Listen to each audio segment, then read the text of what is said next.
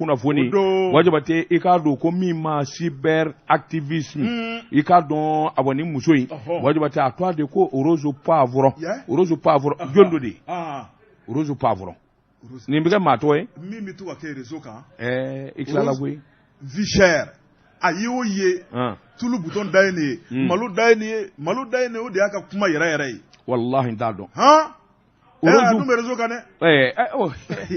an n'o ti dɔn Rose Poivron wajibate k'a bɛ kaso la sɛbɛnnikɛla ko i k'a dɔn arasibasi tɛmɛnen kɔfɛ nin fana ye nin muso in don a de ko Urukiya Dumbiya maa caman b'a wele i ye tɔn min fɔ madame la vie chère dɔw ko Tata Rose wajibate k'a dɔn ntɛnɛn dɛmɛnen mars kalo tile 13 5e arrondissement polisiso wajibate k'a dɔn olu de taara goro k'a la ngami o yɔrɔnin bɛɛ lajɛlen na i k'a dɔn dugusɛjɛ n'i y'a mɛn tubabukan na mandat de dépôt sariyatigiw fɛ o tɛ ɲuman ye wajibate k'a dɔn dara ka mars kalo tile 14 min ye Rose Poivron ye wajibate i k'a dɔn mɔgɔw b'u yɛrɛ ɲininka ale sera ka bin cogo di a sariyatigiw ka jɔ kɔnɔ sɛbɛnnikɛla ko a ye kunnafoni bana mininen dɔ de fɔ i k'a dɔn a TikTok kan kunnafoni in kɔni a n'a kɛ kunnafoni jɛngɛnenba don o kuma in kɔni bɔ Rose da kuma in sina ka taa ten k'a jɛnsɛn diɲɛ fa bɛɛ lajɛlen na wajibate i k'a dɔn a kɛra n'a fɔ ayiwa balawu wɛrɛ sɛbɛnnikɛla ko o kuma in dɛ o de filɛ ka Rose yɛrɛ se kungo ma Urukiya Dumbiya Rose Poivron wajibate mandat de dépôt parquet tribunal commune 4 wajibate k'a dɔn o sina ka ayiwa sɛbɛnniw kɛ ten ka sarakisɛ bol'a kan wajibate k'a dɔn a ka don kaso la fɔlɔ yanni ayiwa min kɔni ye a ka kiiri sɛbɛnnikɛla ko jalaki bɔlen don ka bin koyi i k'a dɔn ale ma minɛ ten sabula wajibate i b'a ye k'a fɔ ayiwa jɛrɛjɛkulu dɔ bɛ yen min ye CDM collectif de défense des militaires olu de taara ayiwa u ŋaniya jira ayiwa tribunal la k'a fɔ Rose bara ka kuma min fɔ a kan ka minɛ collectif de défense des militaires jɛkulu minnu sigilen don n'u bɛ sɔrɔsiw nafa ka sɔrɔsiw n'u k'u tɔnɔbɔ wajibate olu de taara plainte kɛ tribunal première instance min ye commune 4 ye kuma min n'u y'a wele k'a ɲininka a ye su fɔlɔ kɔni kɛ polisiso la garde à vue la min ye commissariat 5e arrondissement Bamakɔ wajibate k'a dɔn o dugusɛjɛ musow ka kaso min ye boli u labanna ka taa Rose Poivron ayiwa ni ka taa kalifa olu ma video min n'a y'a kɛ u ko a bɔ video in kɔni i k'a dɔn a bɛ maa muruti wajibate i k'a dɔn kuma in ka fari fo k'a fɔ a ka fari ten sabula Rose Dumbiya wajibate i k'a dɔn jamana faama kura minnu bɛ yen a ka ko talen don ka ɲɛsin olu ma a dimi b'olu kɔrɔ kosɛbɛ wajibate fo a bɛ u ta u tɔgɔ ma dɔw yɛrɛ y'a jira k'a fɔ a ko Asimu Goyita n'a m'i cogo yɛlɛma min ye Bamakɔ sigi ye a koyara fo k'a fɔ k'a koyara sabula ayiwa bingani ni ayiwa faali o bi Bamakɔ kuma Asimu n'a b'a jogo yɛlɛma a k'a jogo yɛlɛma nin kuma bana minnu fɔra dɛ nin de y'a wele kun ye wajibate fo ka taa se kaso la sɛbɛnnikɛla ko Rose Poivron sigilen don ka dɔn makɔnɔ sabula kiiri tigɛlaw olu bɛna don dɔ de fɔ sa min y'a ka kiiri ye u bɛ sɔrɔ ka kɛ ni a bɛ bila walima ɲangata min bɛ d'a kan o na dɔn o don nin kun ye sɛbɛn ye an ye min bɔ info i k'a dɔn a sɛbɛkɛra banbala réseaux sociaux kan o yɛrɛ de labanna ka k'a ma kungo ye sabula min ye kɔrɔfɔ minnu fɔra a k'u y'a fa u ye Sumɛlɛ Bube Mayiga de fa u y'a fa jɔnni de y'a fa faali dabɔra jɔnni na jɔnni ko a ka fa a ko nin kuma ninnu ye kuma porokotolen kuma jɛngɛnenba a ko nka ni maa min ye wulikajɔ kɛ ka jateminɛ kɛ politiki kuma ani nin kuma ngara ninnu wajibate k'a dɔn u bɛ da ɲɔgɔn ma a ko hakilinaw ani jateminɛ caman de bɛ yanni ka kuma i bɛ jateminɛ dɔw kɛ ani hakili jagabɔ dɔw kɛ a ko sabula i k'a dɔn a Sumɛlɛ Bube Mayiga ka fatuli jamana kɔnɔ i k'a dɔn a ye maa caman jimijimi nka jimijimi nin kɔfɛ lakika ni tiɲɛ dun ye jumɛn ye kunnafoni di sira dɔw bɛ yen ko min ma OM Media i k'a dɔn olu ye wele bila i k'a dɔn Maître Kasimu Tabo ma Kasimu Tabo kuma y'i diya i bɛ se k'o fɔ a ma nka a tɛ nkalon tigɛ sɛbɛnnikɛla ko a ko i k'a dɔn sɔrɔnin donna don maa kananenba don maa lakodɔnnen don an ka jamana kɔnɔ wa arasa yɛrɛ dɛmɛni ni k'a sɔrɔnin don Maître Kasimu Tabo a b'o caman kɛ wa hali bi n'a ka bɛn a bolo maana bɔlen bɛ min bɛ se ka to a bɛ dɛmɛ ta ayiwa ni ka arasa sɛgɛrɛ sɛbɛnnikɛla ko olu kɔni Kasimu ɲininka u ye tapo ɲininka ayiwa nin kuma minnu filɛ nin ye yalima hakilina dun ye jumɛn ye e yɛrɛ ka fanfɛla la i ka dɔnniya a ko n'i ye ko ta k'a lajɛ kuma min ayiwa min ye Sumaworo Buboyi Mayiga ye ala bɛ s'a ma kuma min a ko o don y'a sɔrɔ tiɲɛ don a bɛ kaso la gɛlɛya caman de kuma ni jamana ɲɛmaaw ni ɲɔgɔn cɛ sabula hakilinaw ani yɛlɛma yɛlɛmaw olu de kɛra sababu ye Buboyi yɛrɛ ka minɛ ka taa datugu kaso la nka saya kɔni y'a sɔrɔ ye saya bɛ maa sɔrɔ diɲɛ yɔrɔ bɛɛ a ko Sumaworo Buboyi Mayiga faatulen kiiritigɛla dɔ bɛ yen o kɔni kun y'a jira k'a fɔ sɛgɛsɛgɛli de ka kɛ jateminɛ ka kɛ u kana su don abada n'a ma taa lariwe k'a lajɛ sata kun ye min ye o ɲɛ ka se ka dɔn sɛbɛnnikɛla ko ayiwa Sumaworo Buboyi Mayiga yɛrɛ de somaw a balimaw ani a ka kabila olu de ko a t'a kun bɔ an y'an wakilu kɛ ala ye min ye tubabukan na ko min ma autopsie Sumaworo Buboyi Mayiga somɔgɔw de ko autopsie ti kɛ k'u b'a janaja kɛ sɛbɛnnikɛla ko n'i ye nin ko in ta k'a lajɛ autopsie ti kɛ i k'a dɔn maa min minɛnen bɛ ka datugu nin ɲɔgɔn na maaba ayiwa fo gɛlɛya caman y'a sɔrɔ ni somɔgɔw ko autopsie ti kɛ yalima u y'a fɔ ayiwa u sago nana wa yalima u jagoyara de wa ɲininkali bɛ yen nka min kɔni jɛlen don ni somɔgɔw ko autopsie ti kɛ Jabate i k'a dɔn a bɛ to o bolo de kan sabula somɔgɔw de wakilu b'a la n'a sɔrɔla somɔgɔw ko y'a ɲini k'a fɔ autopsie in ka kɛ ni sɔnma k'o ma Jabate maa bɛ se ka fɛn caman miiri nka somɔgɔw yɛrɛ jɛnna n'a ye k'a fɔ autopsie ti kɛ o b'a jira k'a fɔ Jabate maa o maa kelen bɛ ka tiɲɛni kɛ walima n'a sɔrɔla fanga de kelen don ka ayiwa ka Buboyi fa n'a fɔra ko autopsie ka kɛ Jabate n'u fanga yɛrɛ tun b'a fɔ somɔgɔw b'a deli a fɔ k'a ka kɛ a ko n'i ye nin kuma ninnu da ka taa lajɛ Jabate o b'a jira k'a fɔ ala latigɛ don i k'a dɔn faali ɲɛ ala ka faali ye a ko kuma ninnu fana o min kɛra n'a bɛ waati jan bɔ ŋunuŋunu barika bonyana fɛn min kɛra n'a bɛ waati jan bɔ mun bɛna segin kɛ o kuma kan tuguni arasa kɔni i k'a dɔn maa dɔw bɛɛ lajɛlen b'a dɔn a tɛ sira kuma ɲɛ a ja minen bɛ i k'a dɔn ayiwa ni min b'a kɔnɔ k'o fɔ i k'a dɔn o tan bɛ ka t'a la a b'o fɔ piyan hali n'o bɛ kɛ dafara de kɔfɛ arasa kɔni o cɛ don sɛbɛnnikɛla ko o n'a ta bɛɛ yalima bɛnbaliya o de b'a ni jamana faama kuraw cɛ wa sɔrɔdasi minnu bi fanga na olu komanda ye yalima bɛnbaliya de b'u ni ɲɔgɔn cɛ wa o de y'a bila nin kuma in fɔli la wa ɲininkali tun bɛ bɛn sɛbɛnnikɛla ko n'i ye fan wɛrɛ ta k'a lajɛ nin kolonɛli cɛ duuru minnu bɛ yen maa caman ko nin b'u jalaki i n'a fɔ politikimaaw ayiwa ani maa wɛrɛ minnu bɛ yen minnu t'u fɛ u b'u sɛbɛkɔrɔ jalaki nin cɛ duuru ninnu u y'an tɔɔrɔ koyi sabula u kelen bɛ ka jamana minɛ ka bɛɛ dasiri maa ti kuma liberté tɛ yen i k'a dɔn u sago de bi jamana na sɛbɛnnikɛla ko o ye kuma ye maa bɛɛ kalaturu min kuma kan sabula o tɛ kuma sabatilen ye a ko politikimaa dɔ bɛ yen Ismaila Sakɔ PSDA a ko o ye kuma in sɛbɛn kɔrɔfɔ arasa minɛkun ka taa datugu n'i y'a mɛn liberté d'expression Mali ye démocratie jamana de min ka di i da ye i b'o fɔ n'a y'i ja i b'i laamu ta i kan ka Asimi kunkolo di cogo min i b'a di n'a y'i ja min ka di i kan k'o kɛ k'a sɔrɔ foyi t'o la sɛbɛnnikɛla ko tiɲɛ don i k'a dɔn démocratie a bɛ taabolo ɲuman caman ko fɔ nka min fana ye tiɲɛ ye sariya sinsinni ani sariya boliko ɲuman o de bɛ kɛ sababu ye démocratie fana ka bato a ko n'i ye ko ta k'u lajɛ i b'a ye k'a fɔ muso wɛrɛ bɛ yen min dɔ a ye ko Urukiya dɔw k'a ma ko Rose Madame Vichère sɛbɛnnikɛla ko tɛgɛ dara o fana kan ngami ni ka taa datugu kaso la a ko yalima o ka minɛni fana dantɛmɛ wale don wa a ye nani de kɛ wa a ye kuma jugu fɔ wa a ko n'i ye ko ta k'u lajɛ Jabate k'a dɔn kolonɛli cɛ duuru in b'i sen da yɔrɔ min u b'u ta f'a dɔn a ko hali cɛ dɔ bɛ yen min dɔ a ye ko Nuhu Togo n yɛrɛ dɔgɔnin don Nuhu Togo ka ayiwa transition dɛmɛni o dogolen tɛ maa na a bɛ kolonɛli ninnu fɛ fo k'a fɔ k'a to ten nka a delila ka ko dɔ kɛ maa dɔ la min tɛ gouvernement maa ye min tɛ minisiri ye min tɛ sɔrɔdasi ye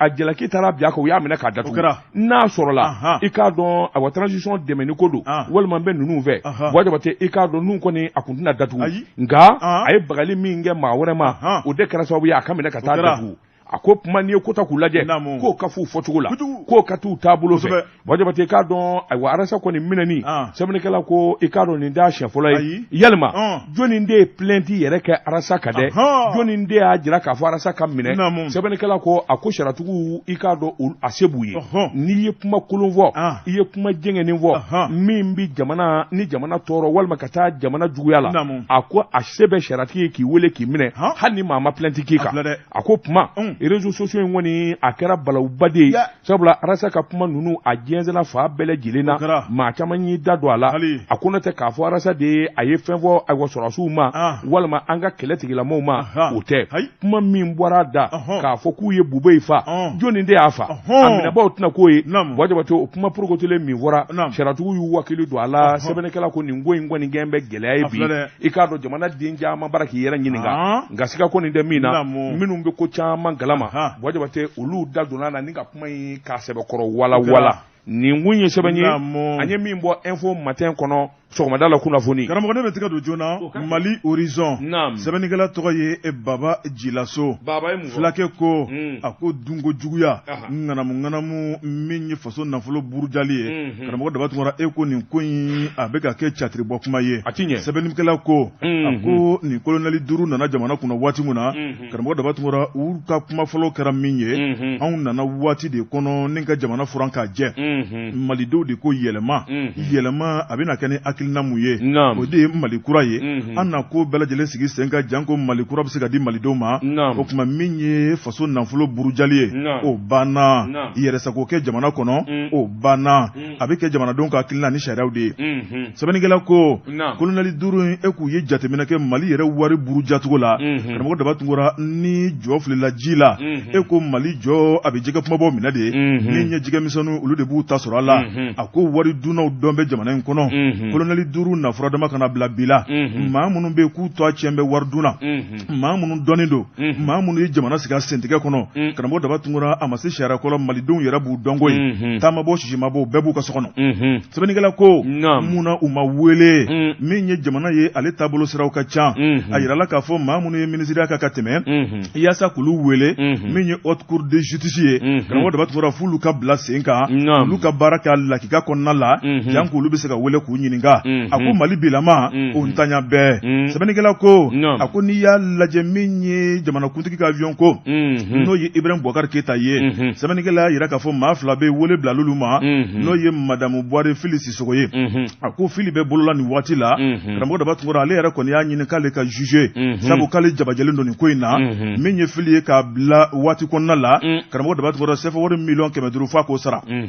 sɛbɛnnikɛla ko maa wɛrɛ tɔgɔ fana bɛɛ n'o ye Alama Hinɛna Sumailu Buboyi Mayiga ale fana welela min ye nin pankuruko kuma in ye a ma ɲa min kɔ Ala ka wele sera ale ma sɛbɛnnikɛla ko n'i ye nin ko dama lajɛ fiɲɛ ni majɛ caman de bɛ Mali kɔnɔ bi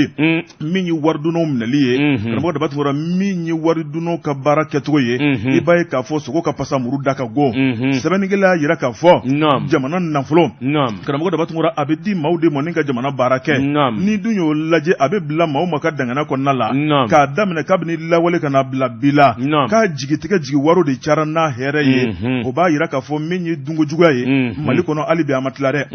a ko min ye Mali wari burujali ye karamɔgɔ daba tungora ni ka cɛ ka bɔ n'a ye jamana kɔnɔ o de ye malidenw yɛrɛ taabolo ye a ko min ye kolonɛli 5 ka Mali kura ko ye sɛbɛnnikɛla ko kuma dɔ la ko yɛlɛ ko kuma donko ye a ko Mali kura o bɛ se ka kɛ cogo di maakɔrɔ kelenw de bi yan u n'u ka hakilinaw u n'u ka dunko juguya u n'u ka danna juguya u ni jamana pɔtɔli ye sɛbɛnnikɛla ko n'o de hakilinaw ma yɛlɛma hali bi k'an ma baara daminɛ a ko min ye Mali wari karamɔgɔ daba tungora k'a tɛ malidenw bɔ bilen ko ye en tant que Mali wari bɛ ka cɛ ka taa n'a ye jamana kɔfɛ o tuma k'an n'an sigi k'o lajɛ sa foyi tɛ b'o la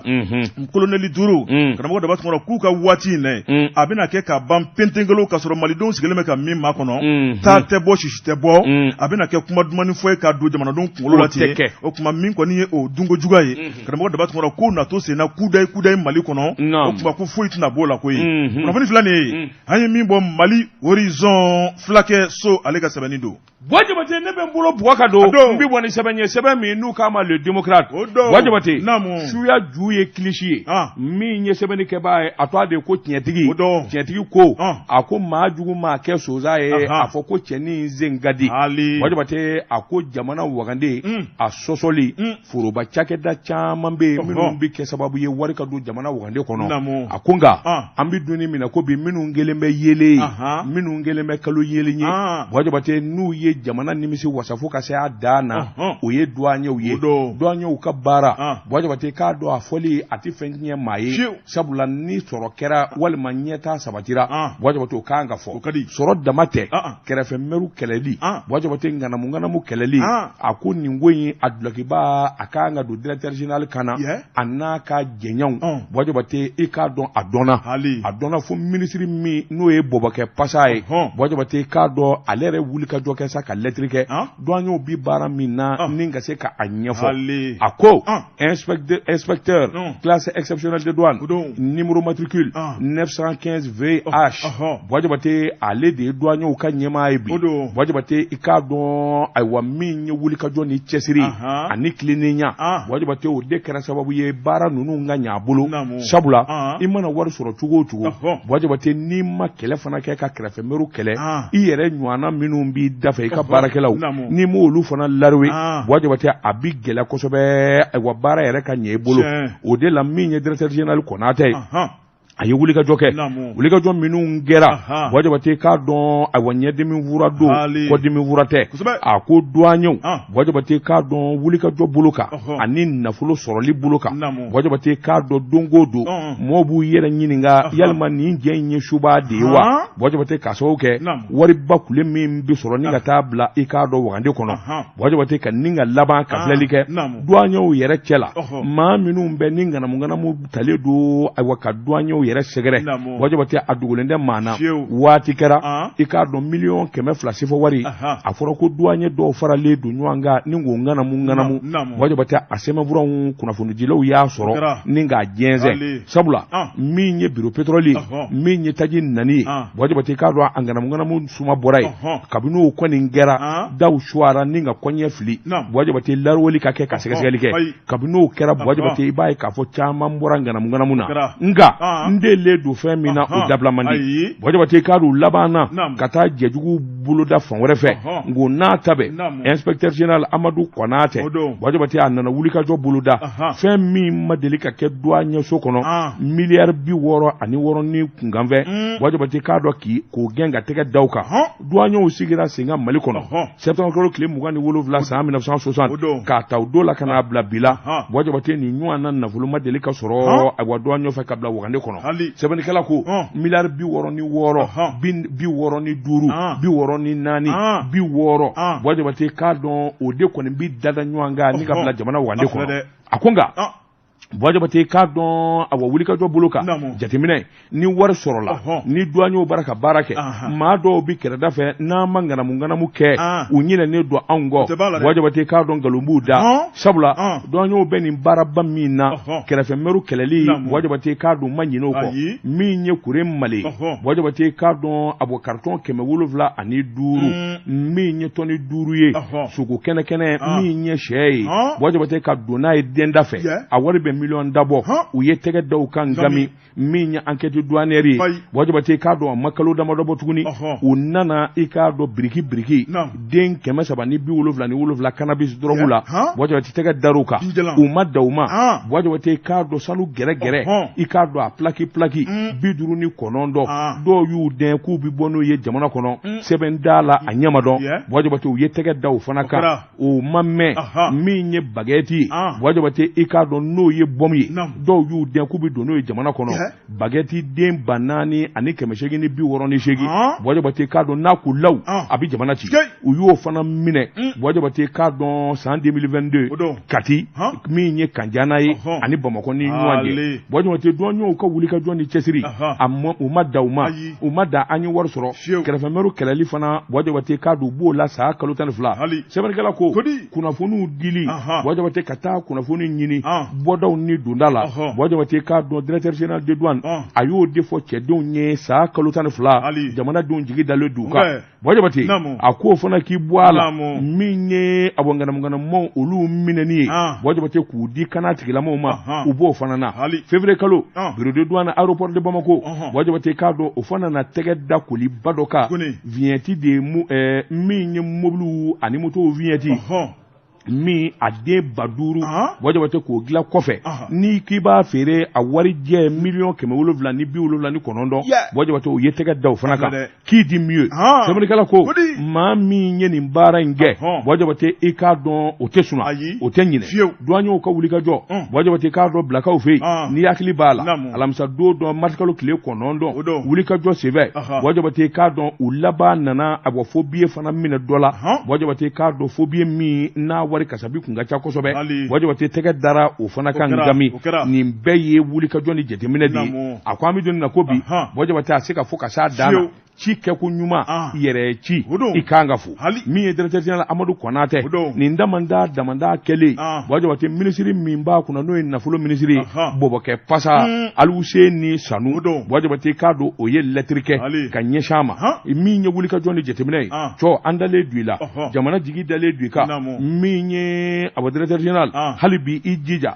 min ye nin jamana in ye gɛlɛya ni gɛlɛya min bɛ jamana in kɔnɔ an bɛ bɔ a bolo nin jogo in de la i k'a dɔn e ka service da jɔ ko ala a ye fɛn caman kɛ jamana ye o yɛrɛ de kɛra sababu ye min ye banderi ye chevalier de l'ordre national k'o ta k'o d'a ma wajabate k'a tanu sɛbɛnnikɛla ko d'a ma k'o ma a ko wuli ka jɔ bolo kan min ye directeur a tɛ sigi a tɛ suna waati kɛra i b'a ye k'a fɔ wari kasabi dɔ bɛ yen a bɛ miliyari 5 bɔ dɔw nana u dɛn k'a fɔ k'u b'o fana salo wajabate u ye tɛgɛ k'olu la gami wari bɛ se ka tunu cogo di ka bɔ douanier bureau ka taa trésor la o bɛ tunu cogo di wajabate n'i y'o tununen i b'a sɔrɔ ɲɛmaa ɲɛnama tɛ yen sɛbɛnnikɛla ko a ko tɛgɛ dara nin bɛɛ kan ni k'a ko fɔ k'a jɛya wajabate an bɛ don min na ko bi service da bi jamana kɔnɔ bɛɛ lajɛlen kan k'i jija a bɔ douane directeur général k'o ladege nin kun ye sɛbɛn ye an ye min bɔ le démocratie kɔnɔ a ka bi bɔli la